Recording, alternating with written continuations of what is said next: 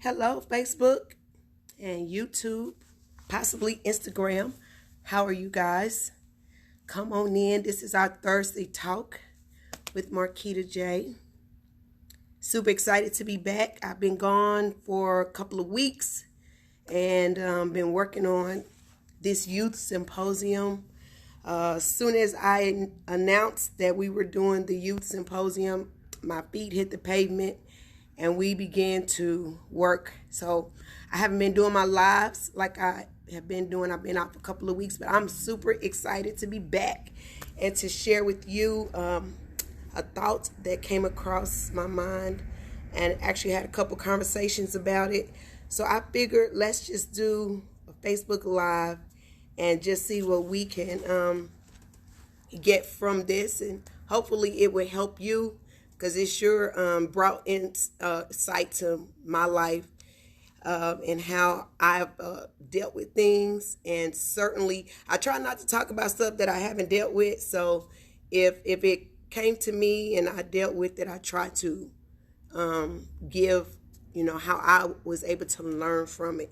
So welcome everybody. Good evening, Alicia. Thank you, Mona, for joining. And I'm super excited to be back with you guys and growing as we go. Is super exciting. So as you already seen our post, we are talking about get to versus have to. I get to versus I have to. They say that if you enjoy what you're doing, that you never work a day in your life. And that is so very, very true. I can reflect back on the times in my life where I felt that I had to. I have to do this. It was not a choice.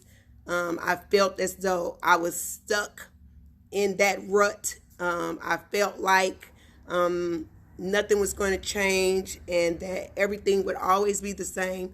Kind of like that rat on that wheel, just spinning and spinning, never going anywhere. And that is that mindset of I have to. That is the mindset that, forced. I am forced to do something because it's something that's necessary for me to do for a purpose. And so that mindset of I have to me, brings on depression. It brings on, it takes away life. When you have the mindset that I don't have a choice. When you have the mindset that I have to go to work, or I have to raise these kids, or I have to take care of my ailing parents because no one else will, versus I get to. When we say I get to, means that it's a privilege. It means it's an honor. It means that you are excited about doing something. So I get to work. I get to raise my children, or I get to take care of my parents that took care of me. So it's the wording that makes the difference in how we see our lives and how we view what we are doing in our daily life. If we are in a mindset that says I have to, most of the times we're not really glad about it. We're not excited. We wake up with dread. We wake up with, like we said, stuck in a rut. Like I can't make better choices. I can't do anything different. Kind of like you're a hostage to your situation. I have to. I don't have a choice. And so we do it because we're obligated to do it. We do it because it's our duty. We do it because it's my responsibility. And not, and when we think of it in those terms with that negative mindset, then, we don't have room to see it in the honor that can be held in it. Alicia said there's so much power in words. Absolutely. How we word what we're doing daily makes a difference on how we view it, how we receive it, how we are handling it. Because when we're doing something we really don't like to do, man, we're frustrated. we're aggravated. We are just, can I hurry up and get this done? Can I just hurry up and clock out? Can I just hurry up and go home? We are bored to death with it because we don't see the pleasure in what we are doing. So having the mindset of I have to versus I get to. And let's talk about get to. Get to, man, that should get you excited. It's like, man, I have the privilege and the honor to be someone's parent, or I have the privilege and the honor to be someone's wife, or I have the privilege to work. So many people have, especially in 2020, so many people lost their jobs due to COVID. People lost their lives. And for whatever reason, because it hasn't touched us, or we have not found the gratitude in how we were shielded from certain things, we wake up with the mindset of, oh, well, I have to do this, opposed to I get to. I get to get up and go to work. I get to get up and breathe today. I get to get up and do the things that I freely am able to do. Versus, and with that mindset of I get to, then we come with the attitude of gratefulness. We come with the attitude of privilege. It is my privilege to do these things. You get an advantage. You have the advantage over the person that is being made to do something. You get the right, you have a right to be excited and to be happy and to look at your situation like, hey, this could be worse. Anything that we're going through. And I learned that along the walk in my healing process.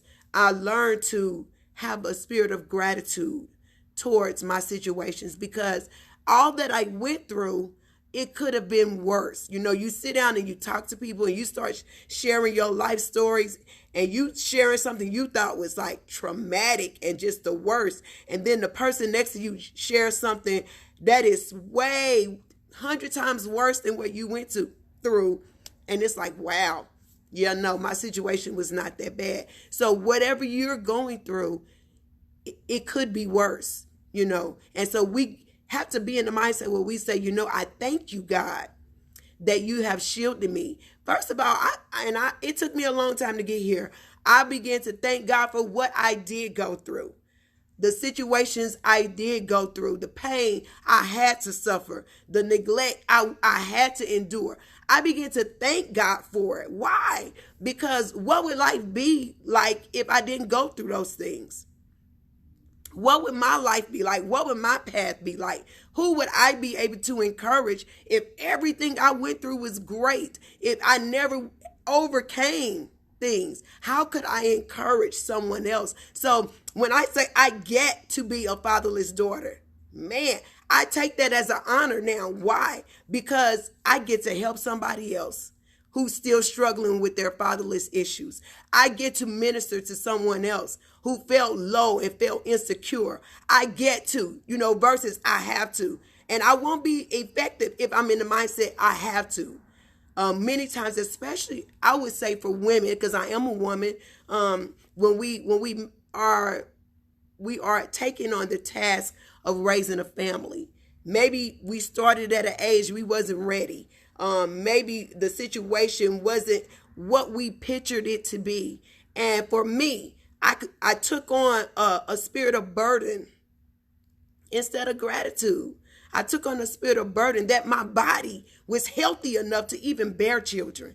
That at the age that I began to birth babies, that there were no sicknesses and diseases. My babies came out healthy and strong. But because of that mindset that I have to, I didn't get to enjoy the pureness of what I was experiencing. And so I want to encourage you as a woman, wherever you are in your walk, whether it's your career, whether it's your family, or whether it's just yourself, look at where you are and look at where your life could be. And think about where you can go if you change the mindset of versus I have to I get to. I get to means I'm excited about where I'm starting. So I started out young. I started out naive. I started out maybe with a little pain. But look where I am now. My children have grown up to be healthy men, and they are producing babies. I'm getting ready to have another grandbaby in November. And my first grandbaby it's just the joy of our life. And I'm young enough to experience that. I'm young enough to still roll in the floor with the grandbabies. I'm young enough to run up and down the football field with them. But before then, I thought, oh, it was such a bad thing. Why? Because people told me that. I believe what people said. Oh, you too young to be having those kids. Why are you doing this to yourself? And I took on what I thought everybody was thinking about me. And I began to carry that burden. And I began to say, I have to do this. I have to raise this family. I have to be this wife.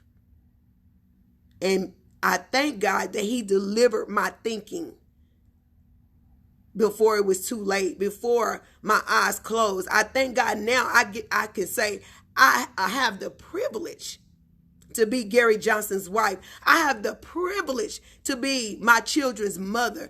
I have the privilege and honor and taking on the thoughts of the right. It's my right as a woman. It's my right as a wife.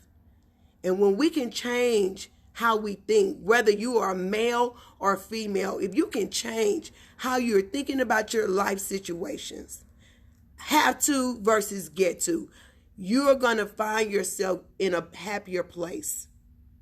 I cannot be more happy with the way things are going. I cannot be more, I probably could be a little more happier. I take that back. I'm sure there's other levels and another level, but I'm real good. I'm real good. I'm not where I used to be. I can tell you that. I'm not where I used to be. And I'm grateful for the things that I've experienced. I'm grateful for the opportunity that I get to share those rough testimonies. I'm glad that I'm not ashamed to say, this is what I experienced. This is what I went through. And when I was ashamed to speak my truth, guess what? I was bound up. I was depressed. I felt no hope. When I was ashamed to tell the women how I was raped and how I was molested and put it in a book, I'm telling you, I was bound up because all of that junk was in me. And now I get to have the privilege and the honor to say I survived it all. And I get to say, hey, and you can too. All you got to do is trust in the process. Trust in the process. Is it easy? No. Will it be without tears? Absolutely not. But what I will tell you is if you keep pressing, if you keep going, you will get through it. If you keep trusting in God, keep praying, keep fasting, you will get through it. And that's what makes you a soldier. Soldiers don't go to the battlefield and not have to shoot the bullets. They got to shoot somebody. And as long as they do what they're supposed to do, which is watch out for the man next to them. Cover yourself and watch for the man next to you. Everybody is going to walk off that field. But it's not without fight. It's not without battle. And that's your life. We go through things so that we can help somebody else. And that's what this youth symposium is about. I'm so super excited about stepping out and trusting in the process. Because when I announced that I was doing it, I'm telling you, I had nothing. I didn't have no resources. Within the week of announcing it, things began to unfold and unfold. Facilities and people sending money. I mean, it's been great. People say, I'm going to sponsor children. I'm going to sponsor food. Whatever you need, I got it. And I'm telling you, if I had not been in a place where I get to tell my story, guess what? Somebody's child would still be suffering. Somebody's child wouldn't get to know that at 10, they can make it. That at 16, they don't have to go through what I went through at 16. And so with the other speakers that will be coming, which are my children, I'm asking them to share their lives because I feel like what I put in them, what their father put in them is greatness. So we're going to use that greatness that I know that's in there. so that they can know it's in there and be able to help somebody transition from what they went through to know that they can make it and they are victorious. And I'm excited about just seeing God bless. So if you got a child between 10 and 16, October the 24th is the date that you want to set aside for them so that they can see how great they are, so they can see that they can accomplish anything in this world, no matter what they have to suffer now. There may be some fatherless sons. There may be some fatherless daughters. There may be some children who have lost their parents due to death or due to alcohol, due to imprisonment, whatever your child's situation is. And it may just be perfect, but guess what? They may have both mother and father, but there may be something in them that says, I'm not secure about who I am. I don't feel good about who I am. We need to send your child to 331 South 49 West Avenue, Tulsa, Oklahoma. Hope Center Church. That's the location it's going to be at. And we're going to inspire, we're going to impact and impart into your children that they don't have to suffer the same hard roads we went through. That if it comes to them, which hardships will, they will know how to navigate through life. They will know how to overcome situations. They don't have to be waddling for years and years in some of the mistakes that we've made as their parents or as adults. And we want to try to help pave a way that they will be empowered to be youth and be proud to be who they are. And that's what we get to do versus I have to. We get to be a light to someone that is in darkness. Somebody had to be a light to me. Somebody got to be a light to me. And I want to be able to give that back to them according to how God is giving it to me through the speakers, through the events, through the dancing, through the music, through the food, whatever we have to do to encourage them. That is our hope, that they will be encouraged, that they will be empowered, and they will come back home better children. So as parents, as adults, maybe you don't have children, but just as you live your life, think about how you process your situations, how you get up in the morning.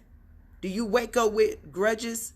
Do you wake up with, I wish I didn't have to get up? Do you wake up with, or do you say, hey, what we got in store for today? What's happening today? What do I get to get into today?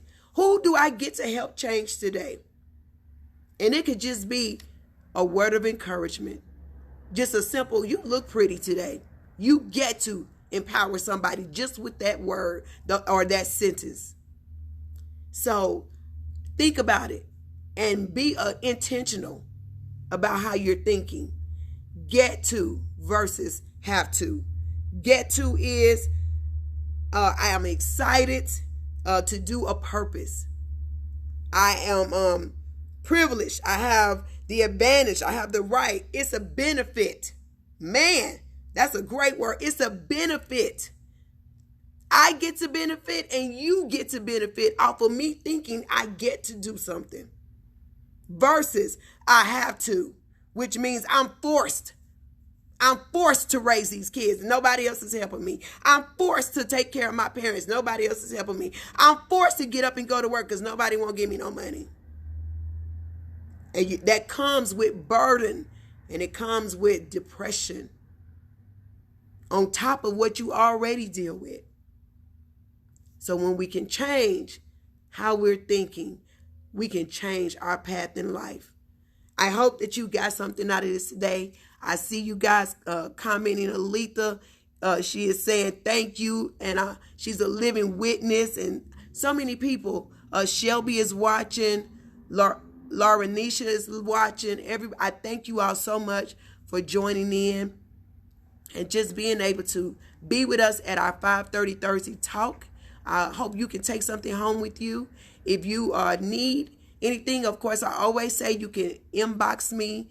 If you want to leave a message on my webpage, marquitaj.com, you're welcome to do that. We can talk. If you have my number, you can just call me. We'll talk about it. We'll cry about it. We'll pray about it. But what we will do is get through it. That's what I know, because I got through it, and you going to get through it too. You get to get through it too, because God is going to empower us and strengthen us to do that. Thank you all so much for joining. Have a wonderful, wonderful evening. And we will see you next Thursday on our Thursday Talk. Have a great night.